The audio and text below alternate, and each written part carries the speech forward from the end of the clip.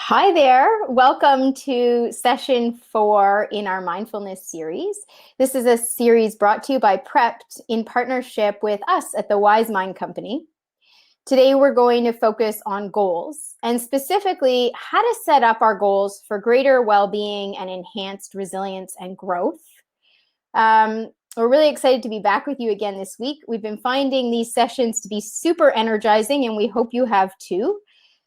We're going to do things a little differently today in that we're going to turn the video camera off once we get into the content. We've been reading a lot about Zoom, exhaustion, and that having the video camera on can sometimes be distracting because we have the chat box and the slides and our voices and the content. So you're gonna see me for the introduction now, and then Liz is here. She's gonna be managing the chat box. So you'll be hearing from her if you put in a comment in the chat box. And then you won't see us during the presentation itself, but we'll come back on visibly for the Q&A. Okay, so hope that works for you. Just briefly, an introduction to myself and the Wise Mind Company. So the Wise Mind Company is a consulting and development firm that focuses on creating well-work cultures where individuals, teams, and businesses can flourish.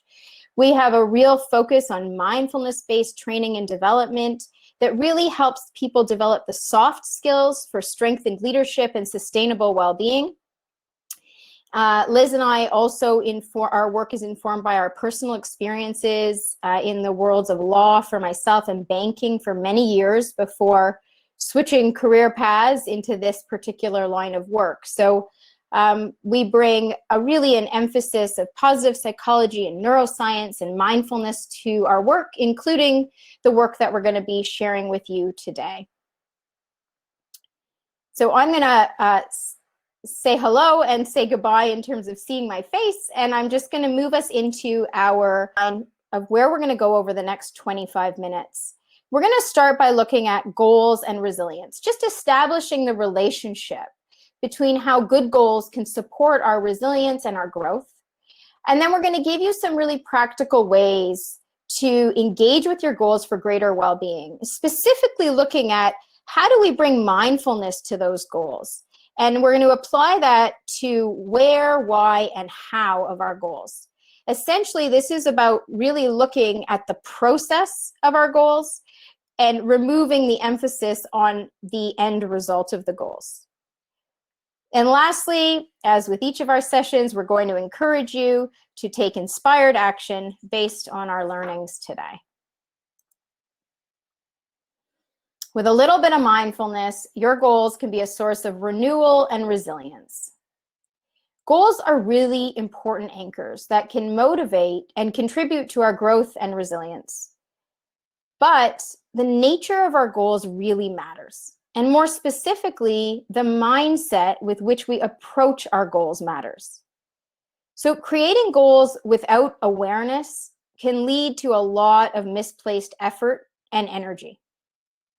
We also tend to fixate a lot on the end result. So taking a very future-focused approach, we might think to ourselves, when I achieve X, I will feel or I will be Y. So for example, when I score that coveted job or position, I will be happy or I will be secure. We tend to plow ahead blindly towards achieving that goal. And this approach increases our chances of burnout. And we also tend to miss the nuggets, the learning, and the resilience building that lives in the process. So the process is where we produce way more positive emotions and generate well-being. We have a natural tendency, though, to daydream or worry about the future. In fact, there's a Harvard study that has found that we spend up to 50% of our time anywhere but the present moment.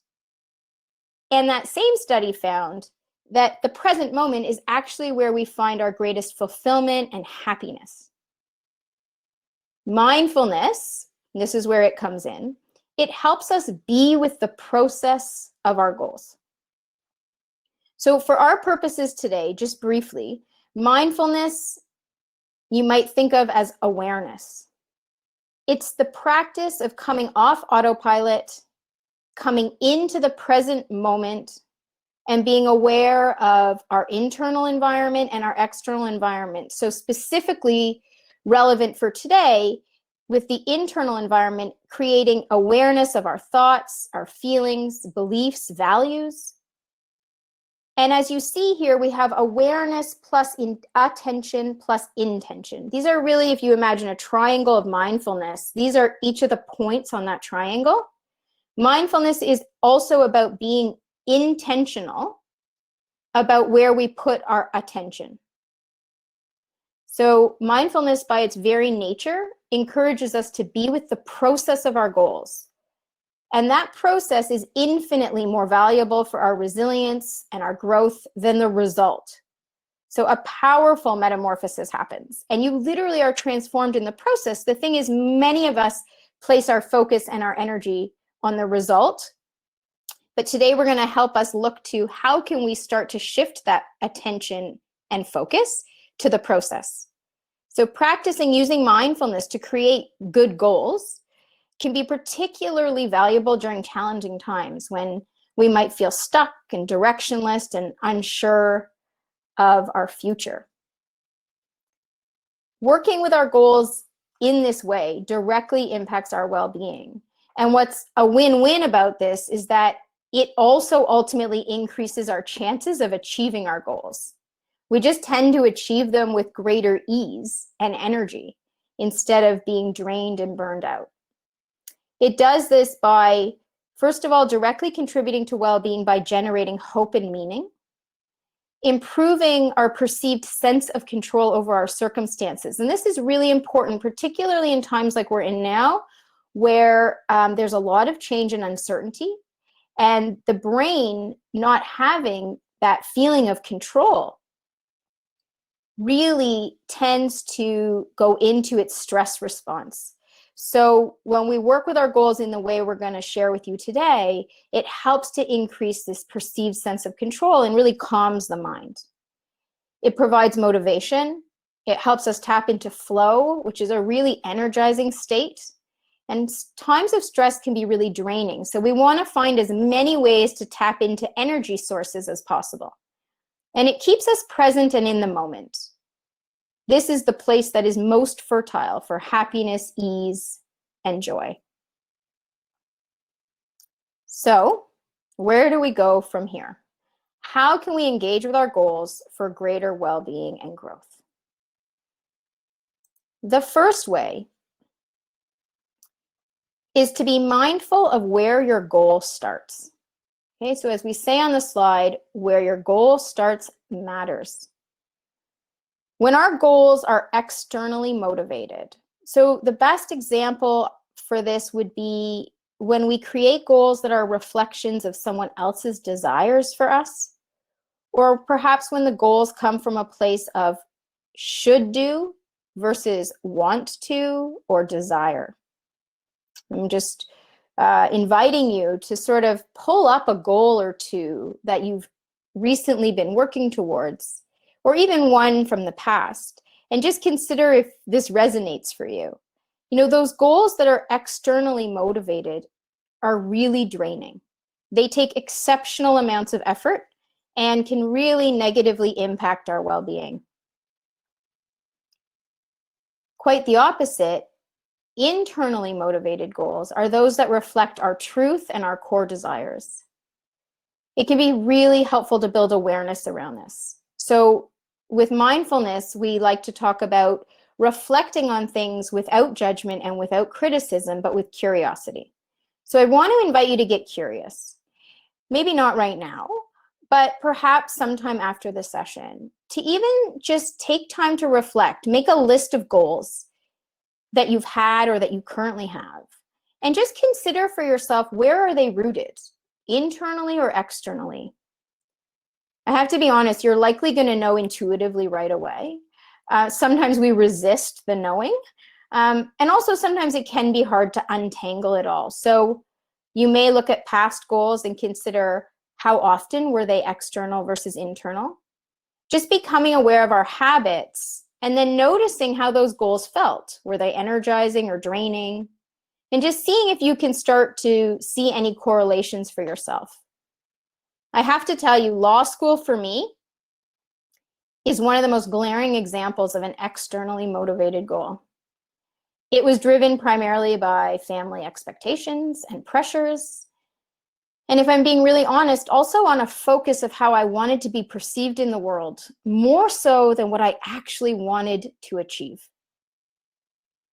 Okay, so internally motivated personal goals, so I just want us to focus on personal for a minute, are really worth playing with. They are rich sources of nutrients for your well-being.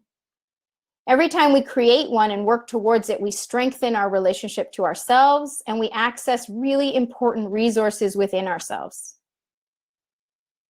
So the goal itself can be anything, okay? It doesn't actually matter what the goal is. When we talk about goals for resilience, I'm not talking about specifically having goals that are related to well-being. Goals can be anything you want. I just want to give you an example. When Liz and I were really feeling stuck and stressed about 4 weeks into COVID-19, we challenged ourselves to pick an energizing good goal, something personal, that we could use to help create a nice focal point, an energy, and a feeling of momentum when we otherwise weren't feeling it at all. And just to give you an example, I picked running, and Liz, though, picked relearning Japanese. Not because it has any kind of relevance or usefulness in her day-to-day life, but just because that was something she had grown up spending time in Japan, lived there for many years, and it just really, when she did some digging, gave her a sense of honoring her values, and it energized her and excited her.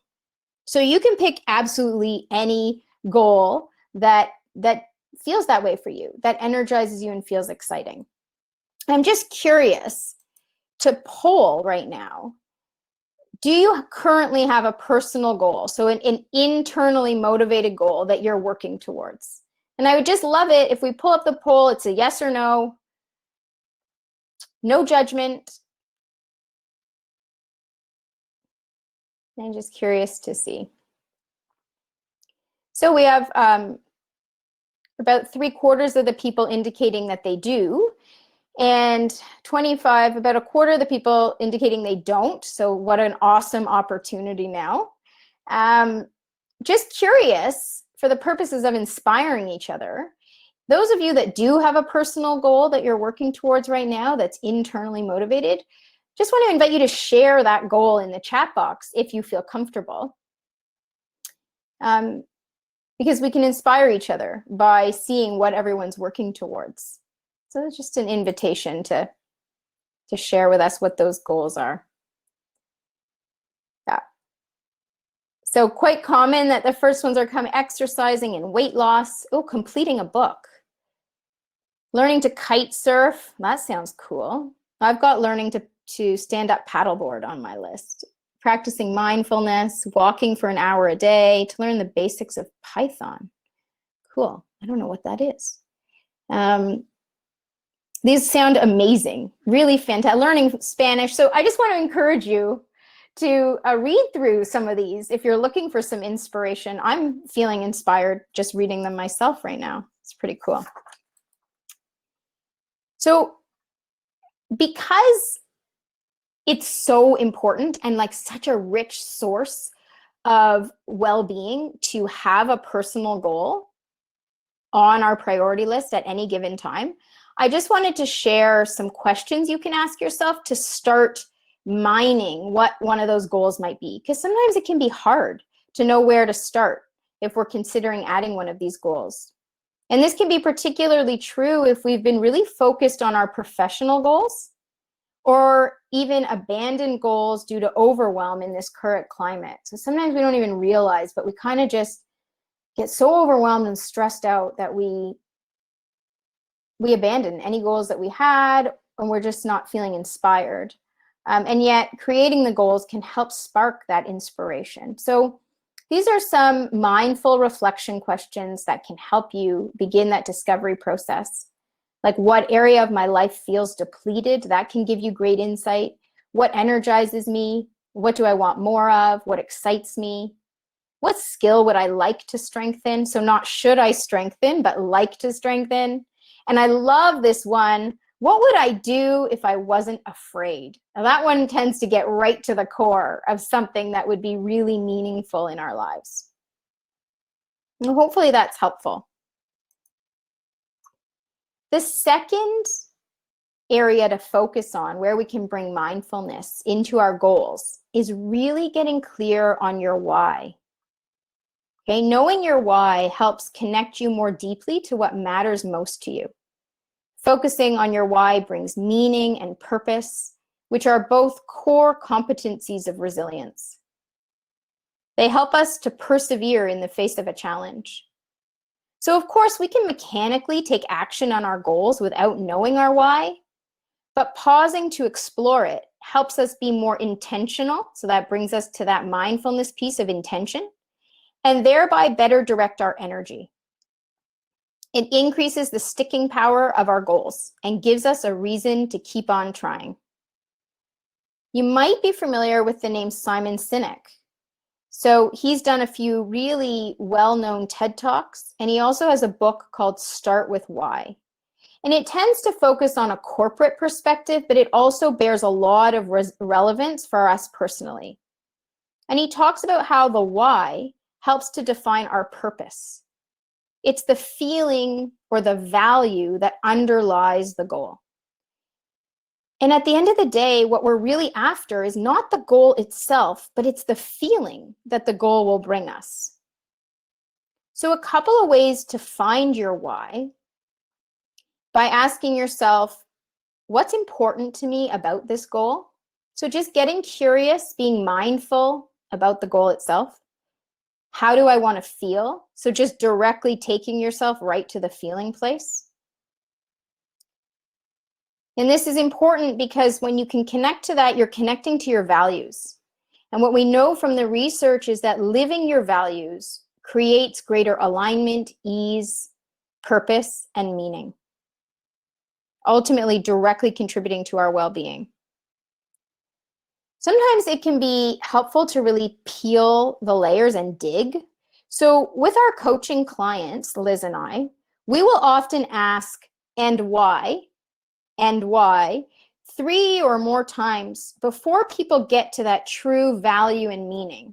So we want to make sure that this is actually useful for you. So I just want to let you know that sometimes asking the question once isn't enough. So the process would look like writing your goal. So for example, it might be healthier eating. And I saw that come up a lot, so I'm going to use that.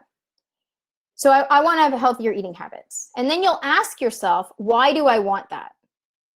What is that going to give to me? And maybe it's going to help you lose weight. And why do I want that? What does that give me? And so you're digging lower and lower. So losing weight, maybe it's going to help me feel, have more energy so I can be with my kids, or my clothes will fit better. And then why do you want that? And you're digging lower and lower, and that might be because I'm going to feel more confident. And you can even go deeper than that. Why do you want that? Well, maybe a lack of confidence has been holding you back from a dream, like getting on stage and giving your own TED Talk, or fully showing up in the world. And that's where you get to the real juice. And so how do you know when you've dug enough? I mean, there's no specific formula. But what I would say is that when you feel emotion starting to bubble up, or maybe it comes up as like a lump in your throat, you're probably getting pretty close, okay? And then once you get there, I want to encourage you to write it down. What is that value or that feeling that's really at the heart of this? And keep that front and center to remind you, because that's ultimately what's going to drive you. I just want to encourage you, please, to, if you have any questions, please feel free to be writing them in as we go, and they're going to get tagged, and we're going to speak to them in a few minutes when we're just done this last practice. So this last one is focus on your process. As we said earlier, focusing on the process keeps us anchored in the present moment. We do not have to wait to achieve the goal to feel the way we want to feel. So what we want to encourage is that we start chunking down these ultimate goals into what we call micro goals. And I just want to talk to you about why this matters, because I think of all of this, it's life-changing. Not only in terms of being a fundamental piece to being more successful in terms of achieving our goals, but also because it opens us up to so many positive emotions along the way. So why does this work? Well, it creates the opportunity for what we call the success and celebration cycle. By focusing on small chunks of progress at a time, you feel more accomplished, more confident, and more willing to continue trying. So last week, we shared a session on growth mindset, and this will sound, if you listened to that one, familiar. The importance of focusing on process for cultivating a growth mindset. According to Professor Teresa Amabile, the power of small wins and micro goals lies in what's called the principle of progress. So this is well-founded and research-backed. And to quote her, of all the things that can boost emotions, motivation, and perceptions during our workday, and I would say our day, the single most important is making progress in meaningful work. The principle of progress asserts the following. Small wins create a sense of forward momentum, hope, self-efficacy, and self-care. They create an upward spiral or a positive feedback loop. The sooner you can start to feel success, the sooner you start a positive energy feedback loop that creates that elusive momentum and produces motivation. So creating micro goals has us asking questions like, what's possible right now? What can I do today? What can I do this week? Essentially, it helps us stay in what we call the zone of possibility. Okay, the zone of possibility, instead of the zone of overwhelm. In the zone of possibility, we have greater access to optimism, which is another core competency of resilience. So, how do we set these micro goals? There are many different ways. The most important thing is that you do it in a way that feels relevant and accessible to you. But I love brainstorming, and so sometimes what I'll do is brainstorm a long list of creative ideas on the things I can do to get where I want to go, and then work from that list to define those micro goals. I just want to give you an example. So I referenced my running. I've wanted to start running again for so long, but I would get really overwhelmed by how far I had to go before I could run a notable distance. So I used to run long distances, and since having kids, it's my excuse, but I fell off that habit. And I would never start because I was so discouraged by how out of shape I was. And then one day I decided that I was going to start with 5 minutes and add 1 minute a day. So that was it. It wasn't complicated. It wasn't a bunch of different micro goals. It was just one. Every day I'm going to add a minute a day. And this gave me a chance to succeed every single day that I ran, and I added 1 minute. As opposed to, let's say, setting a goal of 30 minutes and waiting until I got there. Now, truth be told, I haven't gotten there yet, even though it's been way more than 30 days. And so I would have missed out on the opportunity to feel successful. But now it wasn't about getting to 30 minutes. It was about adding 1 minute a day. And so I had all these opportunities to celebrate. And that brings me to something that's really important, this resilience tip. Is that we actually pause, so build in that mindfulness practice, and acknowledge and celebrate your accomplishments no matter how micro. Okay? So it's important that we actually build that into the practice. You could keep a log or a journal, and maybe you write down the one simple task that you can complete that day to make progress. And then challenge yourself to be consistent and take those small steps. And at the end of each day, reflect back and acknowledge that micro step, that little bit of progress. I want to conclude with this before we move into our questions, because Liz actually was the first person to read James Clear. He's the author of Atomic Habits. So she read the book and she shared this metaphor with me, and it really has stuck. Okay, and I think it's insightful. So James Clear, who wrote Atomic Habits, in his own words said he geeked out and calculated that shifting the nose of the plane that's going from LAX airport to New York by just 3.5 degrees before takeoff had the plane end up in DC, 225 miles from New York. It's a really amazing reminder that an imperceptible shift of a few feet now can take you somewhere completely different in the long run. Small shifts, big returns. So with that, because we always do like to challenge ourselves and each other to really think about, how do I put this learning into action? I'm really curious if you could share, what is one good goal that you're going to set? Or you can share with us, what is one learning you're taking away with you today? So for those of you that have a good goal already, curious if you could share, what's one learning, what's really stood out to you today? And so we'll just allow that to begin to populate. And in the meantime, micro wins keep you going, to celebrate my little accomplishments along the way. Yeah, that is something that we just tend to overlook so much. Dig deep, find your own personal goals, so important.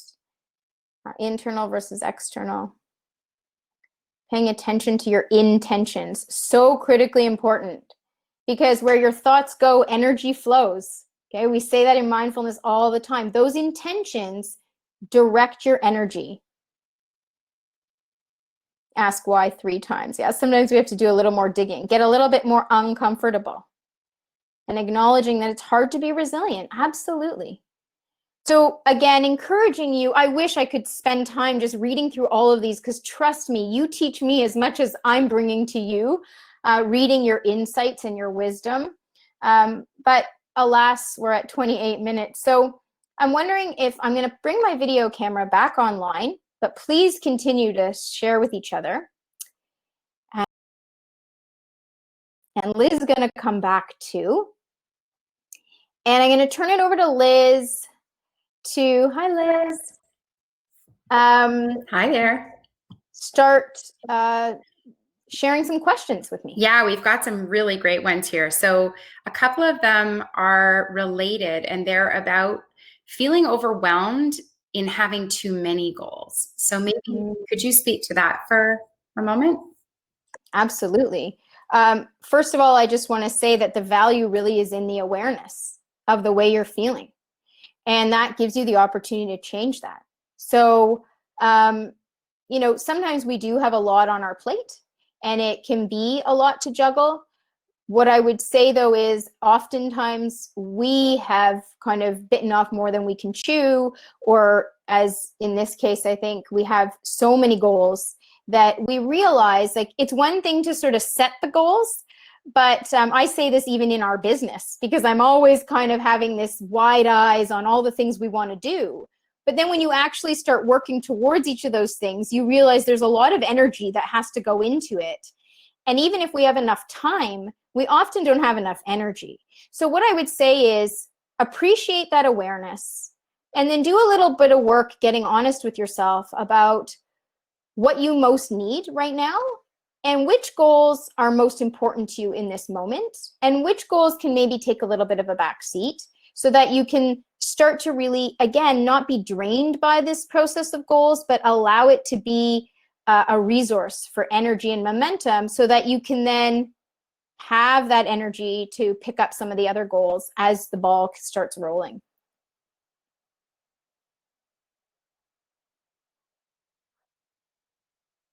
What to do when you're paralyzed by the fear of it not working out? So I perhaps the ultimate goal or the outcome. Yeah. I want to acknowledge you for asking this question, because I think you're speaking on behalf of a lot of people. So I want you to know, whomever this is, that you're not alone in this. And as a recovering perfectionist myself, I can very much relate to that feeling. And even for me, the frustration that comes with being stuck by fear about the end result. So the first thing I think is to acknowledge it. And again, going back to mindfulness principles, we know that we need to allow ourselves to feel the feelings in order to transform them. So first and foremost, not denying yourself that. And I feel like you might be part of the way there by even asking the question. So being with that feeling and acknowledging it. And I love journaling to help with the self-exploration. So journaling a bit to dig deeper around, what is that about? What is that fear about? And even like, I love this question. I ask myself this all the time. What's the worst case scenario if it didn't work out? Because sometimes we just need to see that, okay, even if it didn't work out, I would be okay. Then the other thing I would suggest is that continued practice of mindfulness. Again, bringing yourself back as much as you can away from the result and into the present moment. And it might be, depending on how strong that neural pathway is, how well worn it is to focus and to be sort of fear-based, this can take time. But every day, just doing the best you can to notice when you're in the future, notice when you're anxious about it, notice when you're hyper-focused on that end result. Be compassionate to yourself first. And it is amazing, honestly, how much just being compassionate helps to dissipate that feeling. And then invite yourself to, what's one thing I can do today?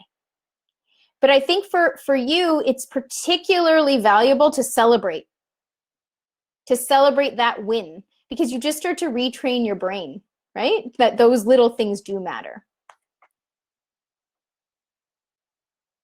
Are like the antidote to fear in a lot of ways. Totally. Yeah. So there is another great question. Why do we start welling up and eventually cry once we dig deep and start to understand ourselves, which is beautiful? And then also, how do we counter that or manage it when it's maybe overwhelming, that reaction? Ooh, that question made me emotional, actually, because this is really what it's all about. There are many different reasons, and they're very personal for everybody as to why you might well up. You know, I would, if I was coaching you right now, I would probably ask that question right back to you, and I bet you would have an answer if you sat with it for a minute. So I don't want to speak my truth as if it's everybody's truth. But what I do know is that because we live in such autopilot, because so often our actions are determined by external influences, by fear, by feelings of not being good enough, or just without even thinking about it. Like, the pace of life is so fast that the act of slowing down and tuning in is actually really sacred, right? It's really powerful. We miss ourselves. And I don't think we even realize that most of the time. So I think it's almost like a reunion. I don't know how else to put it, but like, imagine reuniting with someone that you love and haven't seen in a long time. You're really coming back home to yourself in those moments. And I really do think that's ultimately often what it comes down to.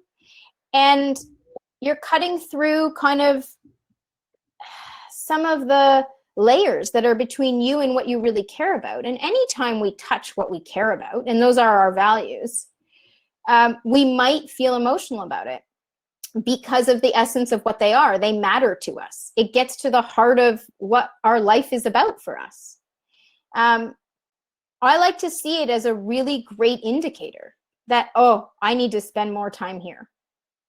even when I come up with an idea, and Liz is going to chuckle at this with work, and I get an emotional response, she knows because I leave her voice notes at crazy hours, but I know, don't let self-doubt get in the way of that. That is what needs to be followed. So I would just say, like, whenever you feel that way, spend a little time and get curious. And to the question about overwhelm, we do need to honor that. We need to not push ourselves, right? We don't want to,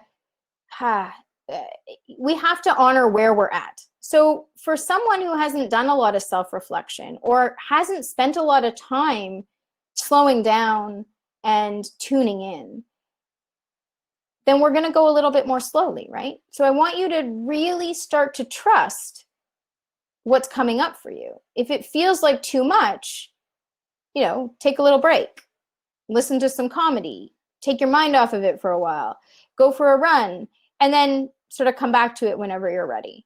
But I think definitely this is all about tuning in and trusting, and for all of us, that's going to be different. But the part about the trust is important, both in the question of why does that come up, and also around how do I manage that overwhelm.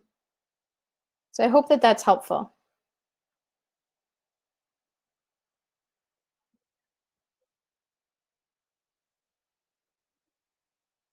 We might have externally motivated goals that we have to accomplish. So how do we then focus on those, knowing what we know now from the presentation, but we have some goals that are externally motivated that we have to accomplish. So how do we approach those? Oh, I get it. I totally get it. And I'm so glad you asked this question. Those of you that have asked it, because I think it's really important. So here's what I'm going to say about this. Number one, this is partially why always having a personal, internally motivated goal on the table is really important, because it starts to generate these amazing resources that you can start to use then to put into some of those more challenging things. I think I saw someone say about in the chat box, when your study work is really dry and hard to get through, or even just challenges in life, stressors in life. So you're really using these personal, internally motivated goals to generate energy, positivity, hope, and well-being and resilience that you can then draw from. You're going to draw from that well and be able to better navigate those must-dos or those externally motivated goals that have to happen.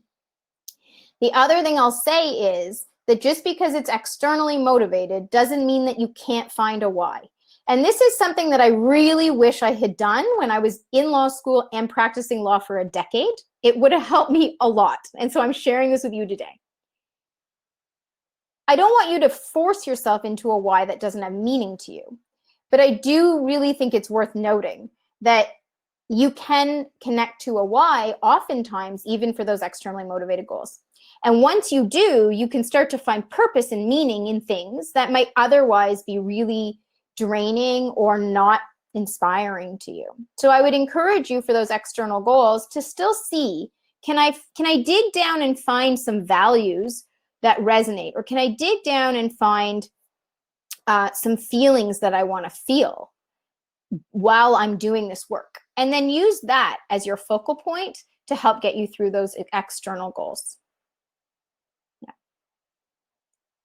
So another great question, how would you know what goal you want to go for if you have so many ideas going through your head? I love it. Right? Email me. I love that. I would love to just help you work through that with some really cool guided questions. And I'd be happy to do that. It's going to make me remember, which I always forget.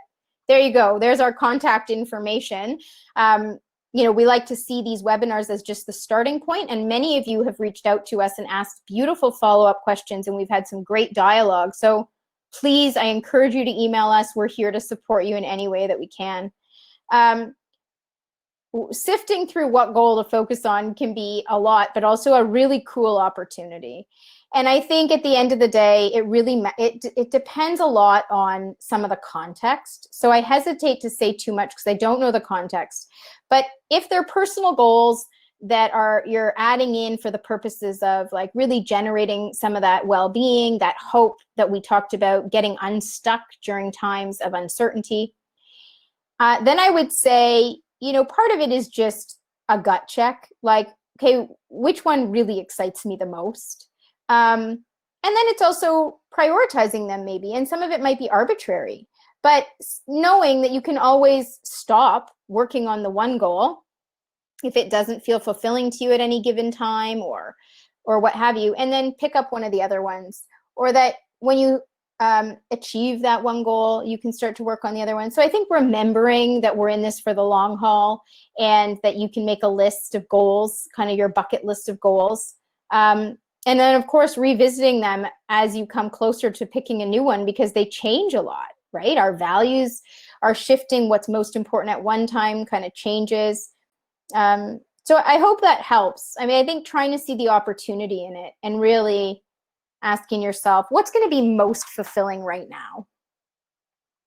I'm noticing our time, and there are so many great questions. But I just to echo Ashley, we really love hearing from you. So if you have asked a question, because there are some really great ones, and we haven't had time to answer them, please reach out. We're happy to answer those too. Yeah. So are we going to wrap it up there?